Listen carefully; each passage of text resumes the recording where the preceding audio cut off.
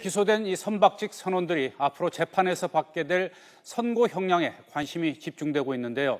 검찰이 기소한 대로 이준석 선장 등 주요 선원 4명을 가장 엄하게 처벌하기 위해서는 이 부작위에 의한 살인 혐의를 입증하는 것이 가장 중요합니다.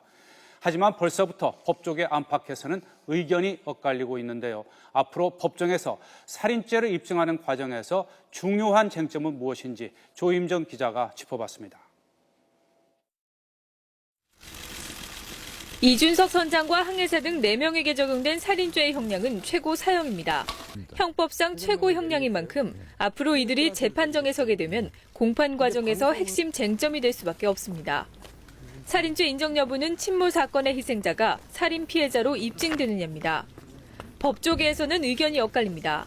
살인죄로 처벌하려면 우선 지금 구조하지 않으면 사람이 죽을 수도 있지만 그래도 상관없다는 미필적 고의가 인정돼야 합니다. 선장 등이 해경이 승객을 모두 구해낼 거라 생각했다고 주장한다면 살인의 고의성을 인정하기 힘들 수 있다는 의견이 나옵니다.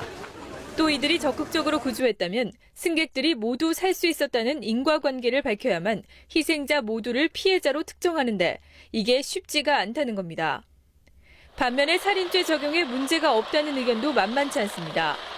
이번 사고와 선장 등의 퇴선 과정을 보면 살인죄가 인정될 수 있는 범죄 구성 요건을 충족했다는 분석입니다. 해경 경비정과 인근 선박들이 구조하러 온다는 사실을 잘 알고 있었고 구조 경비정이 도착하기 전에도 선내 이동이 충분히 가능했다는 검찰의 판단을 전제로 한 겁니다. 특히 해경 진도관제센터에서 승객을 퇴선시키라는 거듭된 지시를 듣고도 방송이 불가능하다고 거짓말을 해 구조활동과 관련한 허위 정보를 제공했다는 점에서 죄질이 나쁘다는 지적입니다. 게다가 승객을 탈출시켜도 되느냐는 승무원의 질문에 응답하지 않고 나홀로 탈출을 감행했다는 점으로도 살인의 미필적 고의가 인정된다는 설명입니다.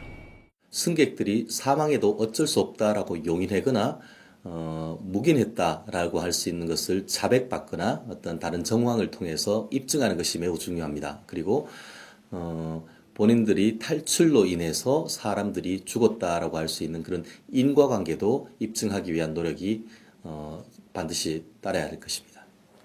살인죄를 적용해야 한다는 여론이 들끓고 있지만 재판 과정에서는 검찰과 변호인 측 간에 치열한 법리 공방이 이루어질 것으로 보입니다. YTN 조임정입니다.